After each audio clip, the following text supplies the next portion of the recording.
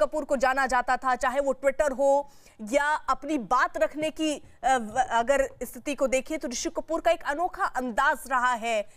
शिखा धारीवाल हमारे साथ, हमारे सहयोगी इस वक्त जुड़ चुकी हैं। शिखा, कल ही उनके भाई जिस बात का जिक्र कर रहे थे कि उनकी स्थिति बेहतर है, हालात ठीक है, स्थिर है, अचानक से उनका निधन।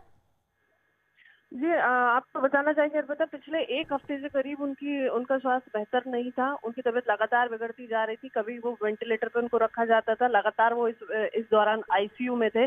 कल रात को ही हम लगातार उनके परिवार से बातचीत करने की कोशिश कर रहे थे, तो उनके परिवार से भी जुड़े सूत्रों से यही जानकारी मिल पाई थी कि उनका स्वास्थ्य बेहतर नहीं था। उनकी पत्नी लगातार नीतू उनके साथ थी। और हम आपको बताना चाहेंगे कि एचएन रिलायंस अस्पताल में उन्होंने आज अंतिम सांस ली और इस वक्त उनका पूरा परिवार उनके साथ है। जी। और ये अमिताभ बच्चन ने भी दरअसल एक ट्वीट किया और इसी के माध्यम से उन्होंने लिखा कि ही इज गॉन, यानी अब वो हमारे बीच नहीं रहे। और एक लंबी जर्नी उनकी जरूर रही और इस जर्नी में जब उनकी तबीयत खराब हुई तो लोग लगातार ये दुआ कर रहे थे कि ऋषि कपूर जल्द से जल्द ठीक हो जाएं, कल ही क्योंकि अस्पताल में भर्ती हुए थे।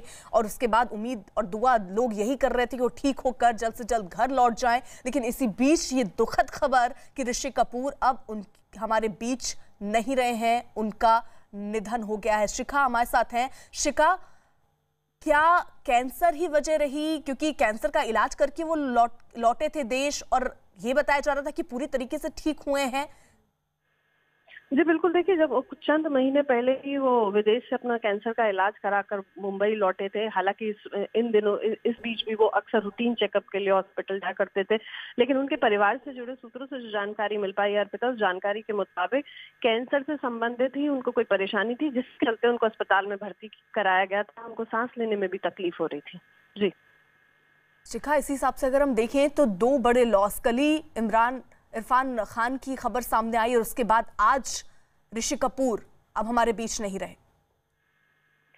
जी बिल्कुल अर्पिता, कल हमारी इंडस्ट्री से जुड़े कुछ लोगों से भी बातचीत हो रही थी, तो उनका कहना था कि जिस तरीके से देश भर में लॉकडाउन है और हॉस्पिटल भी, क्योंकि अक्सर अगर हम इन सितारों की मेडिकल हिस्ट्री देखें तो ये इन्होंने विदेश में, मतलब चाहे वो इरफान की बात हो या ऋषि कपूर साहब की बात हो, या विदेश में इन्होंने कैंसर का ट्रीटमेंट कराया है। तो कल कई सेलिब्रिटी ऑफ कैमरा हमसे बात करते हुए यही कह रहे थे कि अगर शायद लॉकडाउन नहीं होता तो ये सेलिब्रिटी जहां से इनका ट्रीटमेंट चल रहा था वहां चले गए होते और बेहतर इलाज हो सकता था। लेकिन यही है कि लॉकडाउन के चलते ही, चाहे वो ऋषि कपूर साहब की बात हो या फिर इरफान की बात हो, लॉकडाउन के चलते ही इरफान को भी कोकिला बहन अस्पताल में भर्ती होना पड़ा और इनको भी, ऋषि कपूर साहब को भी एचएन रिलायंस अस्पताल में भर्ती होना पड़ा। जी।